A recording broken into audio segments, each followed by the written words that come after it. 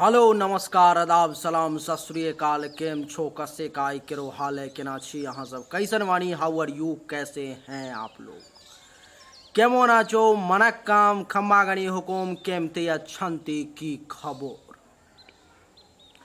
उम्मीद करता हूँ कि आप लोग बहुत अच्छे होंगे, स्वस्थ होंगे, दुरुस्त होंगे और आपका समय बहुत मज़े में बीत रहा होगा। मित्रों, आज के इस वीडियो में मैं चर्चा करने जा रहा हूं कुंभ राशि फल अप्रैल 2022 के बारे में कि कुंभ राशि वालों का ये आने वाला महीना अप्रैल कैसा रहने वाला है, किस मामले में बढ़िया रहेगा, किस मामले में खराब रहेगा, कब ये आपको अच्छा रिजल्ट देगा, कब आपको बुरा रिजल्ट देगा, कितने तारीख से कितने तारीख तक ये आपको बढ़िया रिजल्ट देगा, तो कितने तारीख से कितने तारीख तक ये आपको खराब रिजल्ट देगा।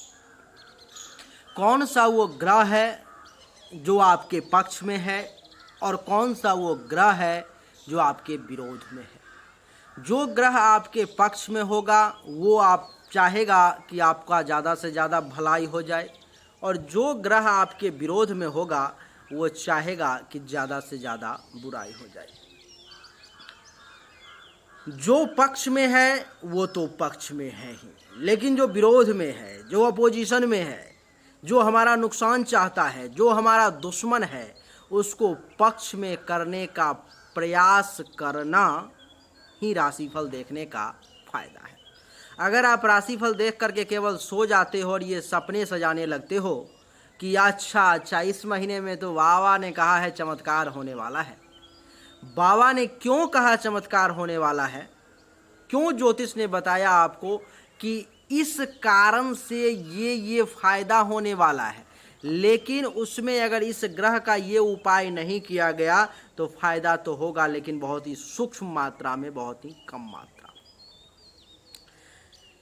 क्यों फायदा नहीं होगा ये समझना ज़्यादा ज़रूरी है ताकि उसके नस को, उस प्रॉब्लम के सॉल्यूशन को पकड़ करके और उसको सॉल्व किया जाए, तभी जा कर के आप उसका आनंद ले पाएंगे। जिसके जन्म कुंडली में महादशा अंतरदशा अच्छी चल रही होगी, योग कारक ग्रह का समय चल रहा होगा जो आपको बढ़िया बेनिफिट देने वाला होगा, और वो ग्रह अगर गोचर में अभी भी अप्रैल के महीने में भी बढ़िया होगा तो निश्चित तौर पर में आपके भाग्य में चार चांद लगने से दुनिया की कोई ताकत नहीं रोक पाएगी। लेकिन अगर जिस ग्रह की महादशा अंतरदशा चल रही है आपके जन्म कुंडली में, वो ग्रह आपके लिए मारक है, अच्छा नहीं है, खराब फल देने वाला है, अशुभ है, और जन्म कुंडली के साथ साथ गोचर कुंडली में भी वो अशुभ हो गया, तब आपको फिर नुकसान होने से, परेशान होने से भी कोई नहीं बचा सकता। उसके लिए बिना उपाय किए हुए बचना बड़ा मुश्किल है। अगर आपके कुंडली में अच्छा समय चल रहा है, गोचर में खराब समय चल रहा है, तो आपको ये 50% इफेक्ट करेगा। अगर गोचर में बढ़िया समय चल रहा है, जन्म कुंडली में खराब समय चल रहा है, तब भी ये 50% आपको इफेक्ट करेगा। आइए अब समझने की कोशिश करते हैं और आपको समझाने का प्रयास भी करता हूँ कि कौन सा ग्रह कब आपके लिए बढ़िया और कौन सा ग्रह कब आपके लिए खराब रहने वाला है। सूर्य से चर्चा को आरंभ करेंगे। सूर्य आपके कुंडली के सप्तम भाव के मालिक हैं और 14 अप्रैल तक द्वितीय भाव में मीन राशि में बैठे हुए हैं। सप्तम भाव के मालिक को दूसरे भाव में बैठाने का अर्थ ये है कि जीवन साथी को उठा करके परिवार के घर में डाल दिया गया, धन दौलत के घर में डाल दिया गया। इसका अर्थ क्या है वो समझने की आप कोशिश करें। दूसरे भाव में सूर्यदेव 14 अप्रैल तक रहेंगे, जिसके कारण से आपको बैंक बैलेंस जीवन साथी के माध्यम से करने का मौका प्राप्त होगा। धन धान्य संपत्ति जमा करने की आप कोशिश करेंगे। किस कारण से? तो जीवन साथी के सहयोग से। लेकिन क्या जिनका जीवन साथी नहीं है वो धन धान्य संपत्ति को जमा नहीं कर पाएंगे? वो भी प्रयास करेंगे लेकिन सिर्फ आधा ही जमा हो पाएगा, क्योंकि आधा तो आपके जीवन साथी के हाथ से होना था।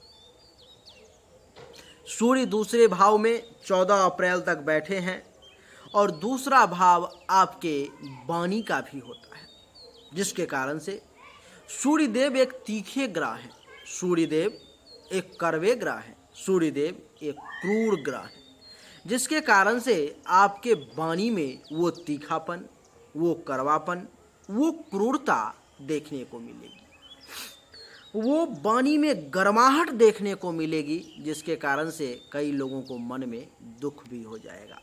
वाणी में वो गुस्सा, वो आग भी देखने को मिलेगा, जिसके कारण से जो है आपको परेशानी का सामना करना पड़ सकता है। मित्रों, आपको मैं बता दूं कि सूर्य आपके कुंडली के दूसरे भाव में बैठने के कारण परिवार का भाव भी दूसरा ही होता है, तो परिवार से भी लाभ दिलवाने का प्रयास करेंगे। परिवार से आपको लाभ मिलेगा, परिवार से फायदा मिलेगा, परिवार के माध्यम से किसी ना किसी कारण से आपको कुछ ना कुछ लाभ 14 अप्रैल तक निश्चित तौर पर में सूर्यदेव दिलवाने का प्रयास करेंगे। ये जो दूसरा भाव है आपके पड़ोसी का भी है, तो पड़ोसी से भी कुछ लाभ दिलवाने की कोशिश करेंगे। सूर्यदेव की 7वीं दृष्टि यहाँ से अष्टम भाव पर में, तो जो लोग विदेश से जुड़े हुए हैं, जिनका कारोबार विदेश से जुड़ा हुआ है, जो लोग किसी न किसी माध्यम से विदेश से पैसा कमाते हैं, उनको भी सूर्यदेव विशेष धन लाभ दिलवाने का प्रयास करेंगे। मित्रों, आपको मैं बता दूं कि 14 अप्रैल के बाद सूर्यदेव आपके कुंडली के तीसरे भाव में चले जाएंगे, जिसके कारण से 14 अप्रैल के बाद सूर्यदेव आपको अच्छा रिजल्ट कतई नहीं देंगे। कुंडली आपके सामने में है, देख ही रहे होंगे। अब क्या होगा कि तीसरे भाव में सूर्यदेव के जाने के कारण 14 अप्रैल से लेकर के पूरे महीने की बात कर रहा हूँ, आपका मेहनत बढ़ जाएगा, आपका परिश्रम बढ़ जाएगा, आपका भाग दौड़ बढ़ जाएगा। छोटे भाई बहन जूनियर्स से जो लाभ मिलना चाहिए, जो फायदा होना चाहिए, वो आपको इस समय में होना थोड़ा सा मुश्किल हो जाएगा। पराक्रम में वृद्धि तो होगी, लेकिन उस पराक्रम का सही इस्तेमाल आपसे नहीं हो पाएगा, उसका आप उचित लाभ नहीं ले पाएंगे। गले से संबंधित, नाक से संबंधित अथवा कान से संबंधित किसी प्रकार का कुछ परेशानी भी आपको परेशान कर सकता है। मित्रों, मैं आपको बता दूं कि सूर्यदेव जो तीसरे भाव में बैठे हैं, 14 अप्रैल के बाद आपके गुप्त शत्रु को भी एक्टिवेट करेंगे, जिसके कारण से छुपा हुआ दुश्मन भी आपको परेशान करने की कोशिश करेगा। यहाँ से 7वीं दृष्टि सूर्यदेव की 9वें भाव पर में धर्म कर्म के क्षेत्र में आपका विश्वास थोड़ा सा डगमगा जाएगा। तीर्थ यात्रा वगैरह करने का मन भी करेगा, तब भी बड़ी परेशानी का सामना करना पड़ेगा। संत महात्मा ऋषि मुनि ब्राह्मण का आशीर्वाद लेने में भी परेशानी का सामना करना होगा। ससुराल से भी कुछ टेंशन तनाव की स्थिति उत्पन्न हो जाएगी, और धर्म कर्म के साथ साथ जो है सो सपने भी आपके इस समय में पूरे होने मुश्किल हो जाएंगे। गुरु का भी आशीर्वाद मिलना मुश्किल हो जाएगा। इसीलिए 14 अप्रैल के बाद सूर्यदेव के लिए उपाय करने की परम आवश्यकता है। क्या आवश्यकता है? तो रविवार के दिन ओम आदित्याय नमः मंत्र का पुरुष वर्ग 7 बार जाप करेंगे, और महिला वर्ग नमो आदित्याय नमः मंत्र का 7 बार जाप करेंगे। अच्छा रहेगा, राहत महसूस होगा। संभव हो तो सूर्य को दैनिक जल दें, नहीं संभव हो तो कम से कम छुट्टी वाले दिन रविवार के दिन जल देने का निश्चित तौर पर में प्रयास करें। सूर्य के बाद मंगल की चर्चा करेंगे। मित्रों, मंगल देवता जो हैं सो 7 अप्रैल तक आपके कुंडली के 12 भाव में 12वें भाव में उच्च के रहेंगे। जो लोग विदेश में हैं, हिंदुस्तान से बाहर हैं, उन्हें उच्च का मंगल अपार धन दौलत का योग बनाएगा, बहुत फायदा देगा, बहुत लाभ लेने के लिए मदद करेगा। और यहाँ से चतुर्थ दृष्टि मंगल की तीसरे भाव पर में परिश्रम भी खूब करवाएगा, भुजा में बल का भी एहसास होगा, बड़ा पराक्रमी बना देगा। और सातवीं दृष्टि छठे भाव पर में तो दुश्मन का नाश भी करेगा, चिंताएं भी खत्म करेगा, रोग भी खत्म करेगा, दुख का भी नाश करेगा, दाम्पत्य जीवन को भी बढ़िया बनाएगा, रोजगार भी बढ़िया चलेगा। लेकिन 7 अप्रैल तक जो लोग अपने देश में हैं, जिस देश में जिसका जन्म अमेरिका में हुआ वो अमेरिका में ही है, जिसका जन्म इंडिया में हुआ वो इंडिया में ही है, जिसका जन्म रूस में हुआ वो रूस में ही है, जिसका जन्म यूक्रेन में हुआ वो यूक्रेन में ही है, तो उसके लिए ये समय तबाही से भरा हुआ रहेगा। उसको मंगल देवता बहुत नुकसान करेंगे। कैसे?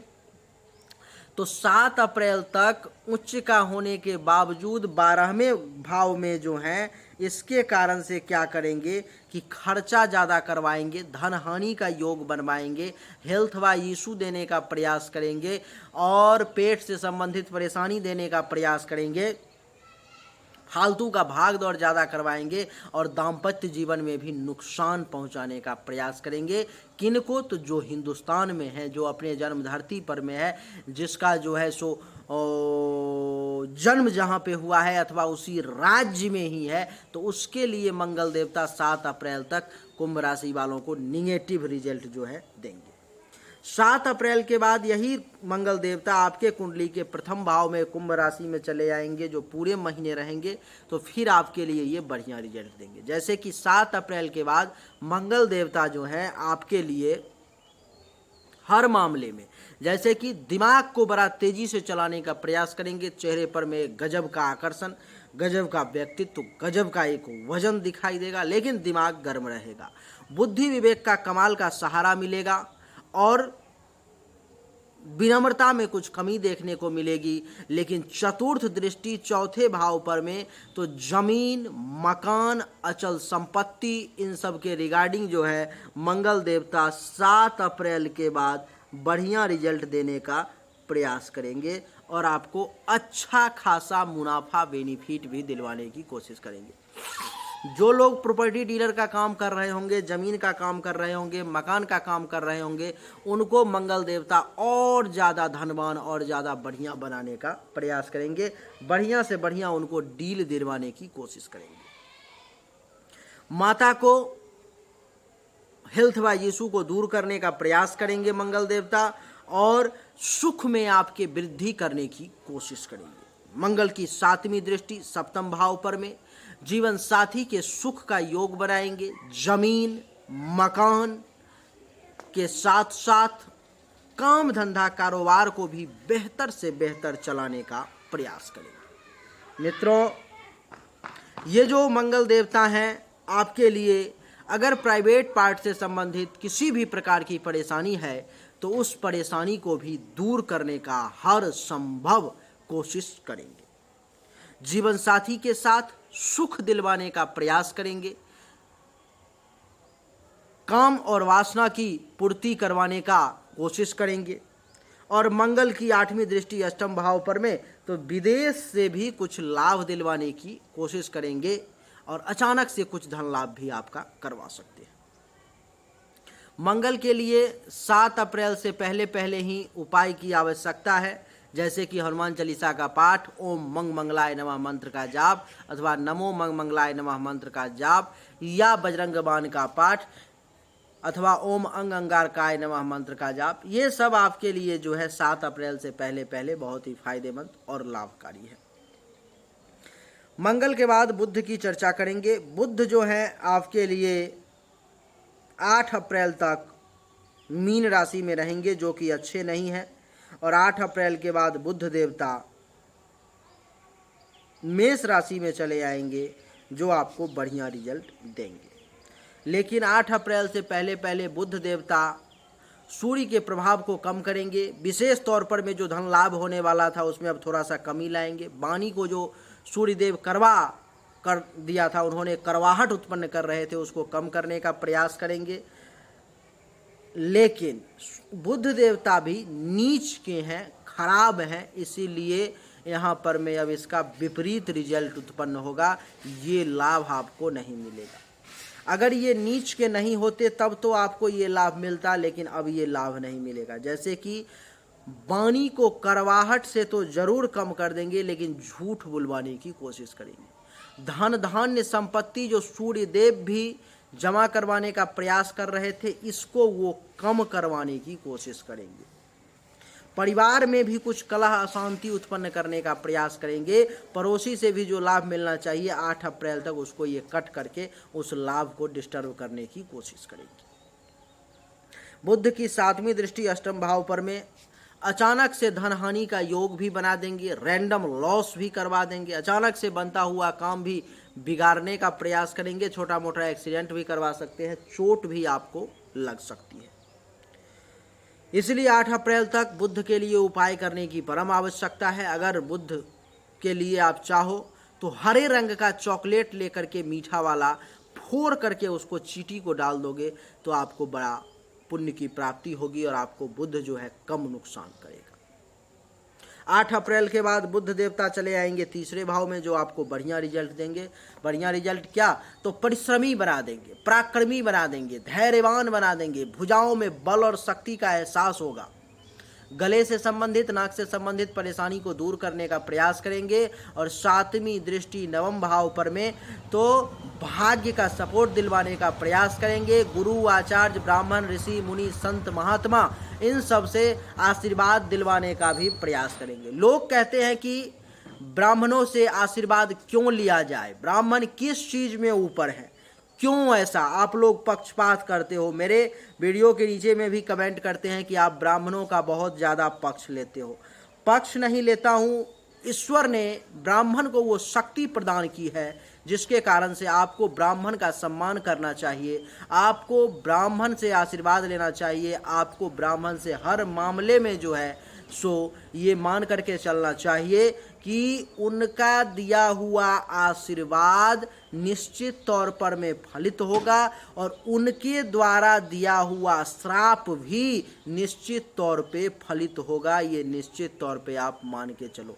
कहोगे कि इसका क्या प्रमाण है, तो इसका प्रमाण दिया हुआ है चैत्र महात्म्य में कि पृथ्वी पर में जितना भी पृथ्वी पर में तीर्थ है वो सब आकर के नदी में मिल जाती है। जितने भी नदी हैं वो सब आकर के समंदर में मिल जाता है और जितने भी तीर्थ दुनिया में समंदर में मिल जाते हैं उन सभी का प्रभाव वो सब तीर्थ के बराबर की शक्ति वैदिक ब्राह्मण के, कर्मकांड के जानने वालों ब्राह्मण के, तपस्वी ब्राह्मण के एक सिर्फ और सिर्फ दाहिने पांव में होता है। इसीलिए हम लोग कहते हैं कि हे ब्राह्मण देवता, आप थोड़ा सा अपना पांव हमारे घर पर में रख दीजिए, हमारे कुटिया में रख दीजिए, हम धन्य हो जाएंगे। इसके पीछे का भाव आपको पता हो ना हो, लेकिन भाव यही है कि इनके पाँव में लक्ष्मी का भी वास है, इनके पाँव में समस्त तीर्थ का भी वास है। अगर इनका पाँव छू करके हमने आशीर्वाद ले लिया, इनका चरण हमारे घर में कुटिया में पड़ गया तो समस्त तीर्थ का यहाँ पर में वास हो गया। ये शक्ति है। चैत्र महात्म्य में कहा गया है कि ब्राह्मण के मुख में चारों वेद का वास है, चारों वेद का, ब्राह्मण के मुख में चारों वेद का वास है। ब्राह्मण के पूरे शरीर में जितने भी देवी देवता हैं उन सभी का वास है। इसीलिए हम लोग जब भी कोई यज्ञ, जप, तप, अनुष्ठान, पूजा पाठ करते हैं तो देवी देवता के पूजा के साथ साथ ब्राह्मण पूजा भी करते हैं, ताकि कहीं बाई चांस कोई देवी देवता छूट गए हों जो कुपित हो जाएंगे, जिनको हमने नहीं बुलाया, नहीं पूजा पाठ की, ब्राह्मण की पूजा कर लेने मात्र से उनकी पूजा हो जाती है। चैत्र महात्म्य में आगे ये भी कहा गया है कि पृथ्वी पर में जो है सो साक्षात विष्णु का रूप ब्राह्मण है। इसीलिए अगर आप ब्राह्मण से कल्याण चाहते हो तो कभी भी उनका अपमान नहीं करना चाहिए। अगर आप अपमान करोगे तो आपका कभी कल्याण नहीं होगा, ये आप 100% मान करके चलो। जिसका एग्जाम्पल मेरे पास में है, अभी एक राज्य के मंत्री ने हमारे माध्यम से ही 1 करोड़ रुपया खर्च किया, लेकिन वो इस घमंड में था कि मैं तो मंत्री हूँ, मैं तो मंत्री हूँ और जिस उद्देश्य से उसने अनुष्ठान किया मैंने उसका पैसा तो लग गया, लेकिन मैंने उसे बता दिया कि आपका ये अनुष्ठान सफल नहीं होगा, क्योंकि आपने इन ब्राह्मणों को एक मजदूर के समान माना है और मजदूर से कभी भी भलाई अपना, उद्धार अपना नहीं हो सकता। अगर मजदूर से उद्धार हो जाता तो आप घर पे ही करवा लेते, आपके पास में तो बहुत मजदूर थे। फिर जाकर के जब उसका काम वाकई में नहीं हुआ, अब जाकर के वो अफसोस कर रहा है बंदा कि मेरा 1 करोड़ रुपया डूब गया। ये सब समझने की आवश्यकता है, बड़ा ही सूक्ष्म चीज है और जब तक समझोगे नहीं तब तक पाओगे नहीं। आइए चर्चा को आगे बढ़ाते हैं। तो बुद्ध देवता के कृपा से 8 अप्रैल से लेकर के 24 अप्रैल के बीच में ब्राह्मण, संत, महात्मा, ऋषि, मुनि, गुरु, इन सब का आशीर्वाद आपको मिलने जा रहा है। ये कमाल की बात है। 8 अप्रैल के बाद बुद्ध देवता आपके कुंडली के चतुर्थ भाव में आ जाएंगे, जो सुख में वृद्धि कर देंगे। घर में एसी लगाने का मन था, नहीं लग रहा था, कुंभ राशि वालों को इस समय में थोड़ा सा प्रयास करेंगे, एसी लग जाएगा।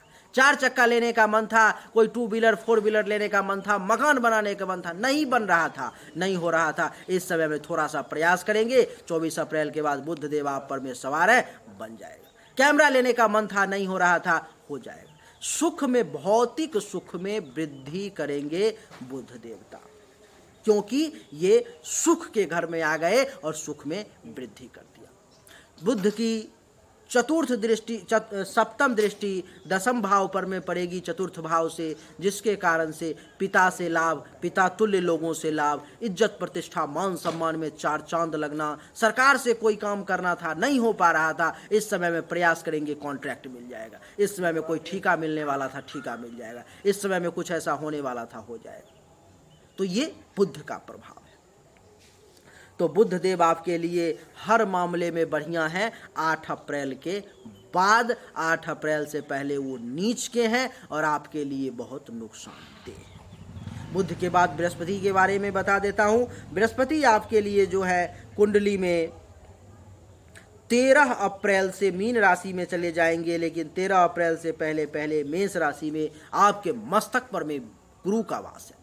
और गुरु का वास मस्तक पर में होने का अर्थ है कि ज्ञान का वास मस्तक पर में, और जिसके मस्तक पर में ज्ञान आ गया, गुरु आ गया, उसको फिर क्या कहना। तो 13 अप्रैल तक गुरु आपके ज्ञान में अपार वृद्धि करने वाले हैं। जो पढ़ाई कर रहे थे, नहीं हो रहा था, मन नहीं लग रहा था, 13 अप्रैल तक प्रयास करेंगे, पूरा का पूरा चैप्टर याद हो जाएगा, पूरा का पूरा किताब याद हो जाएगा। पढ़ने में इतना मन लगेगा कि मन करेगा किताब छोड़ करके उठो ही नहीं, क्योंकि ज्ञान में वृद्धि का योग बन गया, मानसिक तौर पर में मजबूती लाने का योग बन गया। और बृहस्पति की पंचम दृष्टि पंचम भाव पर में संतान के सुख का योग बन गया, विद्या और बुद्धि में वृद्धि का योग बन गया, पेट से संबंधित परेशानी के दूर होने का योग बन गया, और अचानक से धन लाभ होने का योग बन गया। और बृहस्पति की 7वीं दृष्टि सप्तम भाव पर में विवाह की बातें चल रही थी, नहीं हो रही थी, 13 अप्रैल से पहले पहले कुंभ राशि वालों को ऐसा कोई संयोग बैठेगा कि विवाह की बातें आगे बढ़ जाएगी।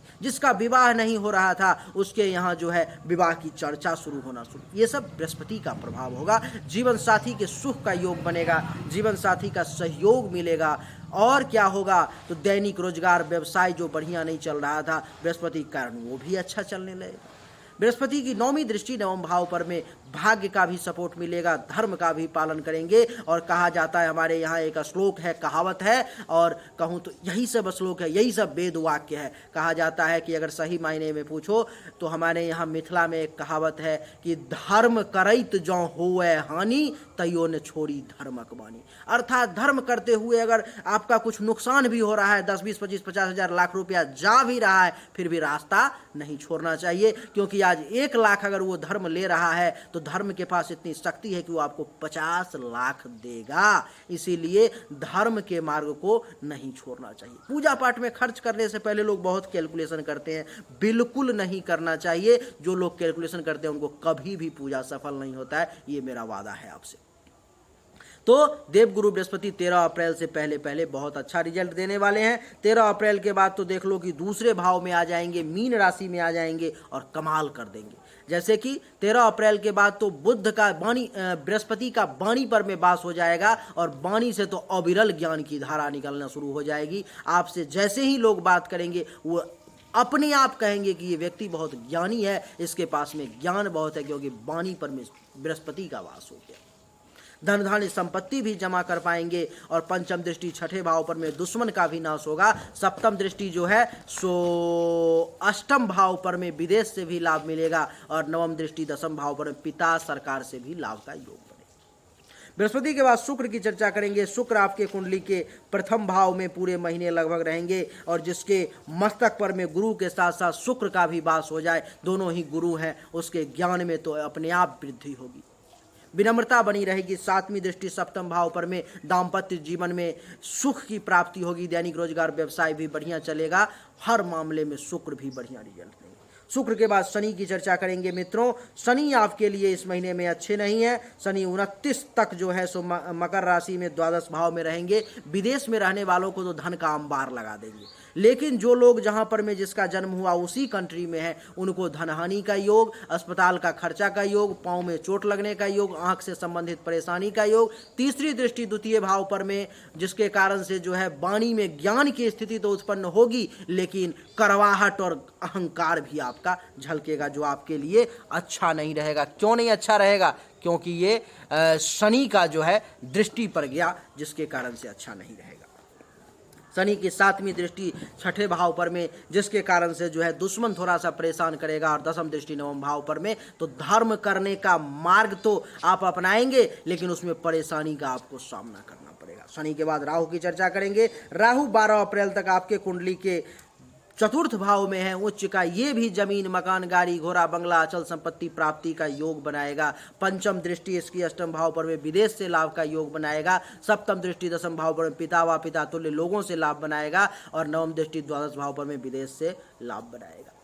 12 अप्रैल के बाद राहु मेष राशि में आपके कुंडली के तीसरे भाव में चले जाएंगे, जिसके कारण से जो है सो आपको भुजा में बल का तो एहसास होगा, लेकिन उसका सही प्रयोग नहीं हो पाएगा। और पंचम दृष्टि यहाँ से जो है इसकी सप्तम भाव पर में, तो विवाह का जो योग बन रहा है उसमें थोड़ी सी परेशानी और बाधा आएगी। सप्तम दृष्टि नवम भाव पर में धर्म के क्षेत्र में परेशानी का सामना करना पड़ेगा। और नवम दृष्टि एकादश भाव पर में इनकम लाभ में थोड़ी सी परेशानी होगी। राहु जो है, राहु के बाद केतु जो है सो आपके लिए 12 अप्रैल तक आपके कुंडली के दसम भाव में रहेगा, जो पिता अथवा पिता तुल्य लोगों से लाभ का योग बनाएगा, सरकार से फायदा दिलवाएगा। और क्या तो इज्जत प्रतिष्ठा मान सम्मान में वृद्धि करेगा। पंचम दृष्टि इसकी जो है सो द्वितीय भाव पर में, तो धन धान्य का भी प्रयोग करवाएगा, धन धान्य भी दिलवाएगा। और क्या तो सप्तम दृष्टि चतुर्थ भाव पर में जमीन, मकान, अचल संपत्ति का योग भी बनाएगा, सुख भौतिक सुख में भी वृद्धि करेगा। और नवम दृष्टि छठे भाव पर में, तो दुश्मन के नाश का भी योग बनाएगा। ये केतु भी 12 अप्रैल के बाद जो है आपके कुंडली के नवम भाव में चला आएगा, जिसके कारण से जो है ये भी धर्म कर्म के क्षेत्र में आपका उत्थान करेगा। आचार्य ब्राह्मण ऋषि मुनि संत महात्मा से आशीर्वाद दिलवाने की कोशिश करेगा। और पांचवी दृष्टि यहाँ से आपके मस्तक पर में, तो दिमाग में जुक्ति जुगाड़ आइडिया देने का प्रयास करेगा। सातवीं दृष्टि तीसरे भाव पर में मेहनती बनाएगा, पराक्रमी बनाएगा, धैर्यवान बनाएगा। और क्या तो गले से संबंधित, नाक से संबंधित, कान से संबंधित परेशानी को भी कम करने का प्रयास करेगा। और इसकी नौवीं दृष्टि पंचम भाव पर में, तो संतान का सुख भी दिलवाएगा। लेकिन जिनको संतान नहीं है उनके लिए परेशानी का योग बनाएगा, लेकिन जिनको संतान है उनको संतान का सुख दिलवाएगा। पढ़ाई लिखाई में नए नए आइडिया के साथ पढ़ाई लिखाई होगी। पेट से संबंधित परेशानी भी जो है सो दूर होगी। लव अफेयर हो सकता है, अचानक से धन लाभ हो सकता है। और क्या तो शिक्षा में भी वृद्धि होगी, विद्या और बुद्धि की भी वृद्धि होगी। और भी बहुत सारा लाभ जो है आपको केतु देगा। तो आपको समझना यहाँ पर में केवल इतना है कि कौन सा ग्रह कब तक आपके फेवर में है और कौन सा ग्रह कब से कब तक आपके विरोध में है। जो विरोध में है उसका उपाय करके फेवर में लाने का प्रयास करेंगे तो समुचित लाभ ले पाएंगे। और जो सपोर्ट में है वो तो सपोर्ट में है ही। तो अगर आप राशिफल देख करके इस चीज को नहीं समझ पाते हैं, जो कौन सा ग्रह आपके पक्ष में है और कौन सा विपरीत में है, तब अगर आप समझ करके उचित निर्णय नहीं ले पाते हैं तो आपके लिए राशि फल देखने का महत्व हमारे हिसाब से 0 है। वीडियो पसंद आया तो लाइक करें, शेयर करें, चैनल को सब्सक्राइब करें। राधे।